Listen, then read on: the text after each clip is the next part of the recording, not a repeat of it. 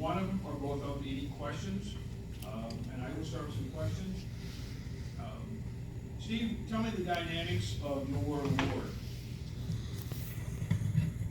Well, my ward is historically an immigrant ward. It contains 2 immigrant social halls that are still used today as social halls. And it's on the industrial side of town. And so it has that history. And I think it's a very rich and dynamic history. It also includes the commercial zone along Sycamore Road and the airport, and as well as Hopkins Park. So it's really quite a representative ward in the city. Tracy, you want to answer the same question? Your vision of what you think your ward is. For someone who delivered 102 newspapers to the neighborhood for years, I can tell you it's very diverse. I mean, I had Finnish neighbor people, I had people who worked at NIU, worked at factories from Wurlitzer, you know, so it's very diverse. I mean, the Finnish neighborhood, for those who don't know, is over near where the Pleasant Street and 11th Street area is, and the old Finnish bath, which has since been torn down, was there. A lot of people are like, what are you talking about, even my co-workers? Yeah, there was a Finnish bath in DeKalb. Since torn down. Never been, well, I think I was in there once, but I probably got kicked out, but that's a different story. So it is very diverse. I mean, it's changed. It's changed from now to a large Hispanic population. There's the, one of my best restaurants that I go to too often is the restaurant at Pleasant and 11th. You'd see me there quite often. I hate to say it. My wife and family as well. Good food. So where I'm going with it is the neighborhood has changed in the time I've been there. As you move over towards, like Lowe's in that area, there's newer development. A lot of younger people are living there with some small families and kids. So it's a changing and evolving neighborhood.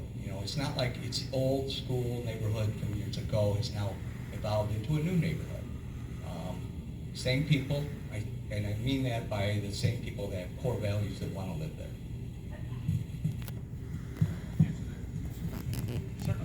For those of you who want good Mexican, it's called Flamingo, and it's at 11th, and it is pretty good food. So, what 3 things that you would like to see change, or 3 things you'd like to do as an alderman to make the city better?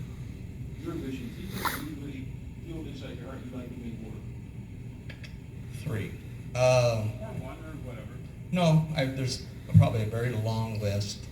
I'm a list person. I like to write things down. That's how I remember. I thought about this might come up.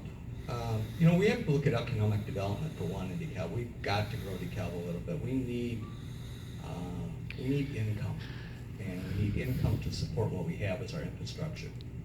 Second thing is I'd like to see public safety enhanced a little bit. Once crime goes up from someone who's worked there, it's a hard battle to fight to lower it. Quite honestly, it is. And then our fire service does it too. They're feeling the effects of public safety as well. It's not just limited to law enforcement anymore. I'd also like to see something go on with the airport. I know there has to be a way to grow the airport. I mean, I can't go backwards in time. There's been a lot of money spent out there, by the feds and by the state. Like 95% of the income, I believe, the grants come from both the federal and state level. The city has, minimal input. We need to grow that. I mean, it's a very large runway. I think if I remember correctly, Tony will probably help here, it's longer than Midway's landing strip, if I remember right. So, I guess that's my 3 things, sir. Okay. Steve, same thing, your 3. By the way, the airport made $134,000 profit last year on jet fuel, so that's a start in the right direction. Steve, same question. Yes, well, starting with the airport, since Tracy mentioned that, I think the best prospect for growth of the airport would be to develop get other actors involved in the running of the airport. And I think that that's something that the city has looked into and I think should continue to pursue. As far as the community as a whole is concerned, I think we need to focus on building a sense of community. And one of the things that can be done in that regard is using social media to accomplish that. There is actually a website called Nextdoor, and it is like Facebook, but it has real neighborhoods. And it links people together in ways that they can share what's going on in the neighborhood. And it also contributes to public safety because the police department can also be a part of that community engaged in following what's going on that website. A lot of times it's just a lost dog or somebody who wants to sell something or looking for a recommendation for a plumber or something along those lines. But it brings people together and gives them a sense of community. That's an objective. Tracy mentioned the changing neighborhood.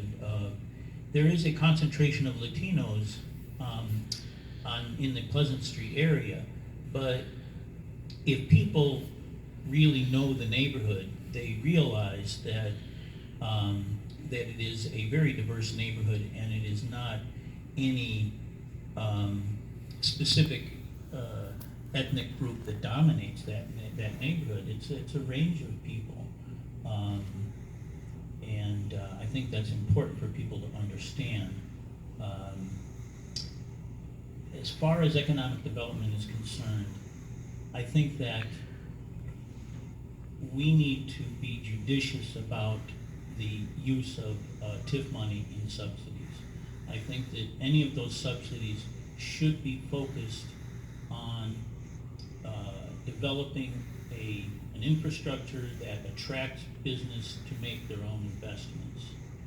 And when the city makes an assist, it should not be a significant part of the investment.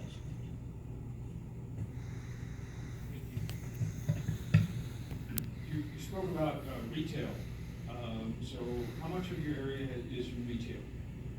A significant part of it is in retail, but as everyone probably knows, we lost Borders, we lost Barnes & Noble, we lost